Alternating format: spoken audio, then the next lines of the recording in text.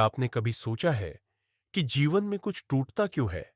रिश्ते टूटते हैं, स्वास्थ्य गिरता है, मन भारी हो जाता है और कभी-कभी सब कुछ अचानक बिखर जाता है। क्या यह केवल दुर्भाग्य है या फिर यह रुद्र की चेतना है जो पुराने को तोड़कर नए के लिए स्थान बना रही है? आज हम जानेंगे वास्तु देवता रुद्र को सिर्फ विनाशक नहीं बल्कि शुद्धिकरण की परम शक्ति के रूप में।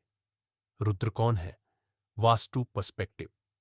रुद्र को अक्सर भयावह कहा गया, गरजते तूफानों का देवता कहा गया, लेकिन वास्तुशास्त्र में रुद्र का अर्थ है जो असत्य को सहन नहीं करता, जो जमी हुई ऊर्जा को तोड़ता है, जो आत्मा को बोझ से मुक्त करता है।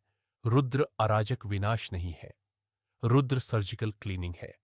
जिसे शरीर से विष निकालना पड़ता है, वैसे ही जीवन से भी कुछ चीजों को तोड़ना पड़ता है। रुद्र और आर्द्रा नक्षत्र का रहस्य। रुद्र आर्द्रा नक्षत्र के देवता है। आर्द्रा का अर्थ है जो रुला दे, जो भीतर छुपे अश्रु और क्रोध को बाहर ले आए। सोचिए, जब आप रोते हैं तो क्या हल्का महसूस नहीं करते?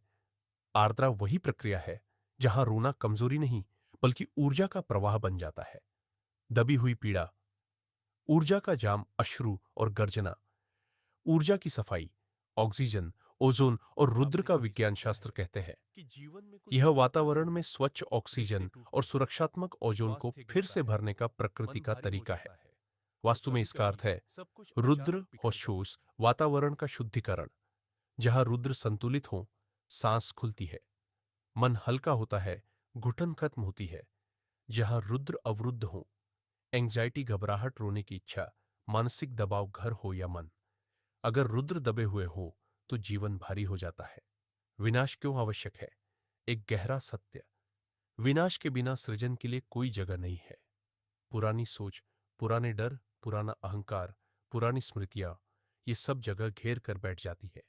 रुद्र आते हैं और कहते हैं, इसे तोड़ो, इसे जाने दो, इसे विसर्जित करो। तभी नया जीवन, नई चेतना, नई दिशा प्रवेश कर सकती है।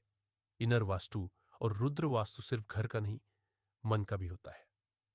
जब रुद्र असंतुलित हो, व्यक्ति हर बात को पकड़कर बैठा रहता है, छोड़ नहीं पाता, रो नहीं पाता, सीख नहीं पाता। जब रुद्र संतुलित हो, व्यक्ति आराम से रो सकता है, भूल सकता है, सीख सकता है, आगे बढ़ सकता है। इसीलिए कहा गया, जब चीजों को शांति से आराम की आवश्यकता होती है, तब आर्द्रा की आवश्यकता होती है। अहंकार का विसर्जन संदेश बहुत स्पष्ट है। आध्यात्मिक आनंद में प्रवेश से पहले असत्य और अहंकार का पूर्ण विनाश आवश्यक है। जब अहंकार भारी होता है, मैं बहुत बड़ा हो जाता है, सीख बंद हो जाती है, ज्ञान रुक जाता है। जब रुद्र सक्रिय होते हैं, वैराग्य आता है, झुकाव आता है, रुद्र कौन है? आत्म साक्षात्कार शुरू होता है। यही रुद्र की कृपा है। अक्सर भयावह जीवन में रुद्र कैसे काम करते हैं? रुद्र जीवन में ऐसे आते हैं, लेकिन अचानक बदलाव, अप्रत्याशित टूटन, भावनात्मक विस्फोट, गहरा आत्ममंथन। लेकिन याद रखें, रुद्र कभी खाली नहीं तोड़ते। हर टूटन के पीछे उद्देश्य होता है। अगर जीवन कुछ तोड़ रहा है तो समझिए कुछ बड़ा बनने वाला है।